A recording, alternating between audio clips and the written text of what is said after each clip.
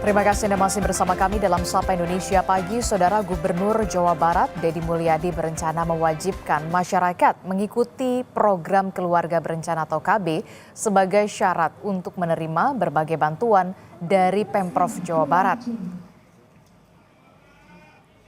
Langkah baru ini diambil oleh Deddy Mulyadi untuk memastikan bahwa bantuan pemerintah didistribusikan secara merata dan tidak terpusat kepada satu keluarga saja.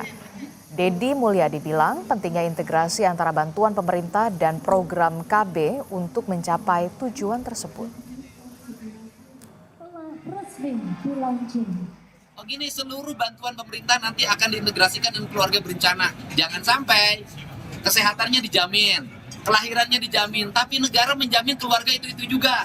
Yang dapat beasiswa keluarga dia, yang melahirkannya yang dijamin keluarga dia, yang dapat bantuan perumahan keluarga dia, yang dapat bantuan pangan non tunai keluarga dia. Nanti uang negara numpuk di satu keluarga, karena variabelnya banyak. Dia dapat PIP, bantuan perumahan, tapi dia nggak besok lagi sesar. Ingat, keluarga yang tidak mampu hari ini melahirkannya naik kelasnya sesar 25 juta. Masa harus terus-terusan 25 juta untuk melahirkan? Itu bisa bangun rumah itu, ya. Makanya berhentilah bikin anak kalau tidak sanggup menafkahi dengan baik. Saudara Gubernur Jawa Barat Deddy Mulyadi berencana mewajibkan KB pria sebagai syarat penerima bansos di Jawa Barat.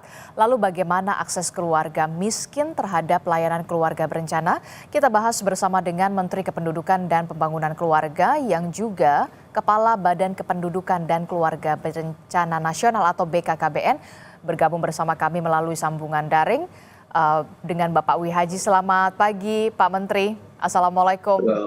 Selamat pagi Mbak Adisti. Waalaikumsalam warahmatullahi wabarakatuh. Iya, Pak Menteri, ini kan kalau kita lihat Gubernur Jawa Barat Kang Deddy Mulyadi sudah berencana untuk menerapkan wajib KB khusus pria bagi penerima bansos. Nah, saya ingin tanyakan adalah sejauh ini bagaimana koordinasinya antara BKKBN dengan Gubernur Jawa Barat Kang Deddy Mulyadi untuk penerapan aturan ini, langkah konkretnya?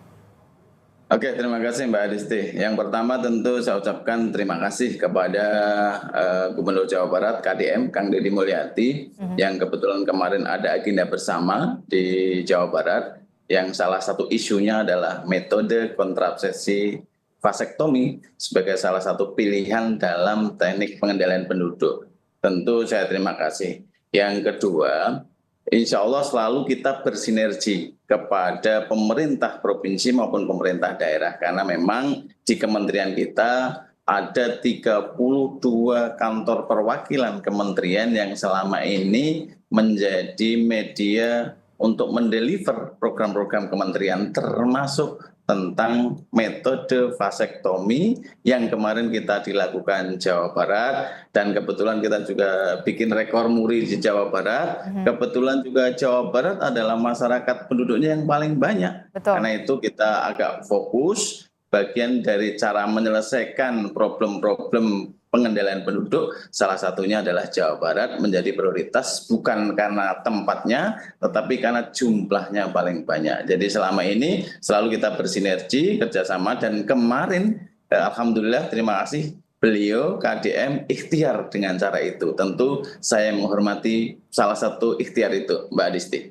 Tapi sejauh ini Pak Menteri, bagaimana penerimaan masyarakat terhadap KB khusus pria vasektomi ini? Karena kan kalau kita lihat ya, KB untuk pria ini kan masih dirasa tabu dan banyak sekali sebenarnya masyarakat Indonesia yang belum paham. Biasanya kan ya kalau urusan KB pengendalian keturunan itu kan kehamilan begitu kan urusannya wanita begitu. Tapi ini kan sudah mulai digeser. Ini harus ada peran serta juga dari suami begitu untuk kemudian KB pria khusus pria vasektomi ini. Oke, terima kasih Mbak Adisti. Tentu vasektomi ini bukan isu baru, sebenarnya sudah lama. Cuma memang kita lagi gaungkan kembali sebagai salah satu konsep keluarga berencana. Kita ingin membangun kesadaran bahwa keluarga berencana itu jangan selalu perempuan, wanita dijadikan objek. Untuk pengendalian penduduk, yang KB harus wanita dong, pasang implan, suntik, pil, dan sebagainya. Sementara kita juga perlu perhatian yang kebetulan kemarin dalam rangka menghormati Hari Kartini kita bikin program metode kontrasepsi untuk bikin rekor muri di Jawa Barat.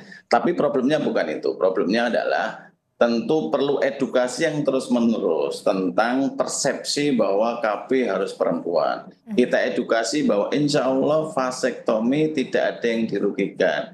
Insya Allah, mohon maaf bahwa dengan vasektomi tidak akan mengurangi keperkasaan laki-laki dan sebagainya. Ini yang terus kita edukasi bahwa ini bukan masalah mau dan tidak. Ini masalah kebersamaan untuk memiliki bahwa keluarga berencana jangan hanya wanita dan wanita atau perempuan dijadikan objek. Laki-laki juga ada ruang untuk berkorban, untuk merencanakan keluarga melalui kontrasepsi metode vasektomi. Kira-kira gitu Mbak Adisti. Saya setuju sekali sama Pak Wihaji ya, karena perempuan itu sebagai istri sudah menstruasi, sudah hamil, sudah melahirkan, masa sampai harus juga KB gitu ya, suaminya harus juga punya peran di situ. Nah Pak Wihaji, kalau dari data yang dimiliki oleh BKKBN untuk pengguna KB pria di Indonesia, khususnya di Jawa Barat ini peminatnya sebenarnya masih rendah atau kemudian sudah mulai growth atau sudah mulai bertumbuh di sana? Oke, terima kasih Mbak Desti. Untuk se-Indonesia, data 2024 sekitar 34.000 untuk pengguna metode kontrasepsi vasektomi.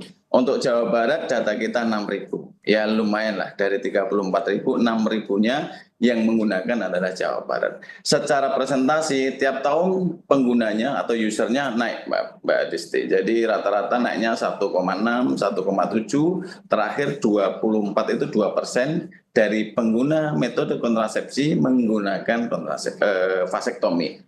Tentu ini memang step by step. Yang pertama itu. Yang kedua memang kesadarannya ini mesti kita terus edukasi. Tapi yang paling penting juga yang poin ketiga Mbak Desti, pembiayaan.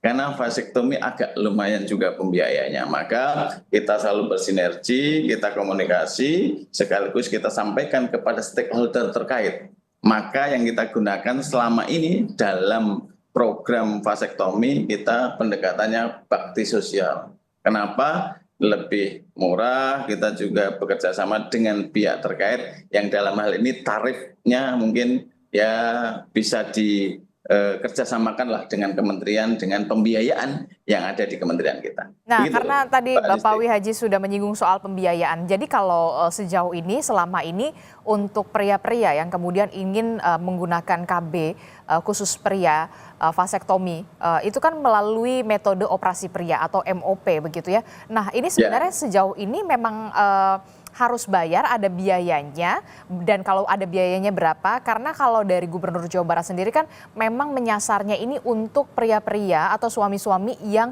dari kalangan prasejahtera. Adakah soal koordinasi soal pembiayaan sejauh ini? Ya, terima kasih Mbak Listi. Jadi kalau di kementerian kita gratis. Ini bagian dari amanah Undang-Undang 52 tahun 2009 tentang BKKBN. Salah satu kewenangan dan tanggung jawab kita adalah melayani dalam konteks pengendalian penduduk melalui metode kontrasepsi, salah satunya vasektomi. Jadi semuanya gratis. Untuk hal-hal lainnya tentu kita diskusikan, tetapi secara pembiayaan gratis, cuma agak lumayan, dan ini bagian dari program yang kita, mohon maaf, fokuskan kepada masyarakat yang, mohon maaf, dalam hal ini kurang beruntung. Kalau yang lain-lain silahkan, misalnya yang ekonominya bagus, ada mandiri. Tetapi kalau kita, kementerian kita fokus untuk melayani kepada keluarga yang dalam hal ini ekonominya agak beda. Jadi maka untuk mempermudah layanan tersebut kita gratiskan dan kerjasama dengan pihak terkait. Biasanya dengan pemerintah daerah yang sifatnya baksos. Karena mohon maaf Mbak Desti, kalau nggak baksos kadang di masing-masing daerah punya tarif yang berbeda tentang operasi MOP ini.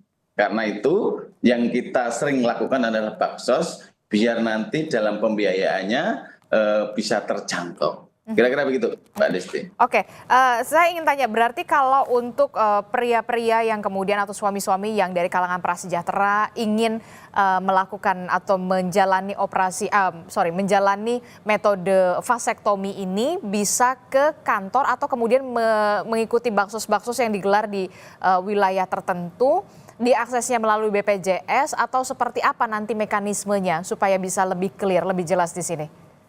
Oke, makasih. Jadi biasanya kita dalam melakukan baksos-baksos itu mengikuti momentum. Kemarin momentumnya adalah dalam kerangka memecahkan rekor muri. Kemudian nanti tanggal 7 Mei kita juga bikin program lagi dalam rangka menghormati Hari Buruh. Kita akan melakukan hal itu di pabrik-pabrik, tapi ini untuk perempuan. Tapi juga tidak menutup kemungkinan nanti yang mau melakukan vasektomi kita silahkan. Tetapi memang ini menyesuaikan momentum karena nanti tugas kita melayani dan bekerja sama dengan pihak terkait yang dalam ini biasanya dengan TNI, dengan polisi, karena nanti butuh tenaga dan sebagainya yang ini dalam kerangka mempermudah pelayanan dan mengefektif dan efisien dalam pembiayaan. Kira-kira gitu Mbak Ades. Jadi rata-rata kita lihat momentum. Setiap momentum apa kita bikin, setiap momentum apa kita bikin. Karena tidak mungkin kita melayani satu-satu. Oke, jadi nggak bisa tuh ya, misalkan suami saya bisa tiba-tiba mau vasektomi terus ke kantor BKKBN tuh nggak bisa ya? Nggak bisa, karena ini harus agak rempak gitu. Kalau mau yang seperti itu ya mungkin mandiri. Tapi kan pembiayanya agak mahal ini. Karena itu saran kita pasti setiap ini kita ada momentum. Dan setiap momentum nanti kita umumkan dan masyarakat sudah tahu. Saya kira karena kita di lini lapangan ada penyuluh yang terus menginformasikan dan ada kantor perwakilan sekaligus ada dinas-dinas di pemerintah daerah yang sudah mengerti tentang program ini. Gitu, kalau untuk melihat informasi untuk gelaran baksos yang dilakukan oleh BKKBN bisa melalui apa Pak? Media sosial atau seperti apa? Atau mungkin ada call centernya? Ada. Jadi kita setiap ada momentum pasti medsos kita bergerak. Kemudian berbagai institusi kita yang di bawah sampai ke lini lapangan.